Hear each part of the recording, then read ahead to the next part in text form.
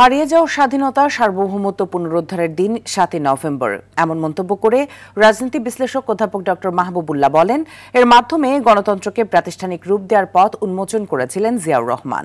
বিএনপির স্থায়ী কমিটির জ্যেষ্ঠ সদস্য ডক্টর খন্দকার মোশাররফ হোসেন বলেছেন, মুক্তিযুদ্ধ 7 নভেম্বরের চেতনাকে ধারণ করেই এগিয়ে চলছে বিএনপি। খান আলমিনের রিপোর্টে দেখুন বিস্তারিত।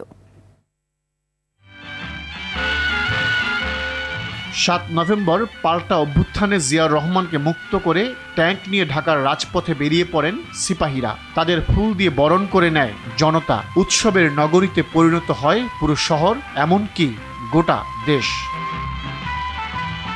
ইতিহাসের পাতায় ঠাঁই করে নেয় 7 নভেম্বর সিপাহী জনতার বিপ্লব ও সংহতি দিবস হিসেবে। বাকশাল প্রতিষ্ঠার মাধ্যমে যে ফ্যাসিবাদ কায়েম করেছিলেন শেখ মুজিবুর রহমান, তা থেকে মুক্তি মেলে 7 নভেম্বর। অধ্যাপক ডক্টর মাহবুবুল্লাহ বলেন, এই দিনে পুনরুদ্ধার হয় স্বাধীনতা ও সার্বভৌমত্ব।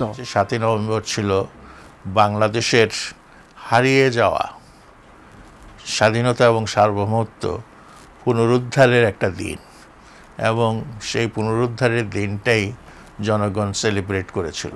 জাতির ইতিহাসে অনেক দিনই যায়, অনেক রাতই কেটে যায়, কিন্তু কোনো দিন সেটা বিশেষ তাৎপর্য নিয়ে আসে।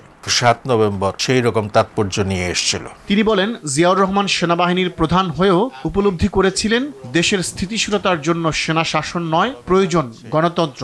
একজন সামরিক জেনারেল দেশে গণতন্ত্র ফিরিয়ে দিয়েছেন, এবং এই গণতন্ত্র ফিরিয়ে দেওয়ার ফলে আওয়ামী লীগও নতুন করে কাজ করার, সংগঠিত হওয়ার সুযোগ পেয়েছে। কাজেই এই যে ব্যবস্থা তিনি করলেন, এতে তিনি কাউকে এক্সক্লুড করেন নাই, বাদ দেন নাই, সকলকেই রেখেছিলেন। বিএনপির স্থায়ী কমিটির জ্যেষ্ঠ সদস্য ডক্টর খন্দকার মোশাররফ বলেন, বিএনপির রাজনীতির ভিত্তি মুক্তিযুদ্ধ ও 7 নভেম্বরের চেতনা। মুক্তিযুদ্ধের চেতনা এবং 7 নভেম্বরের চেতনা দুইটাকে ধারণ করেই আমাদের বিএনপির যে গঠনতন্ত্রের আমাদের যে মূল নীতিগুলো।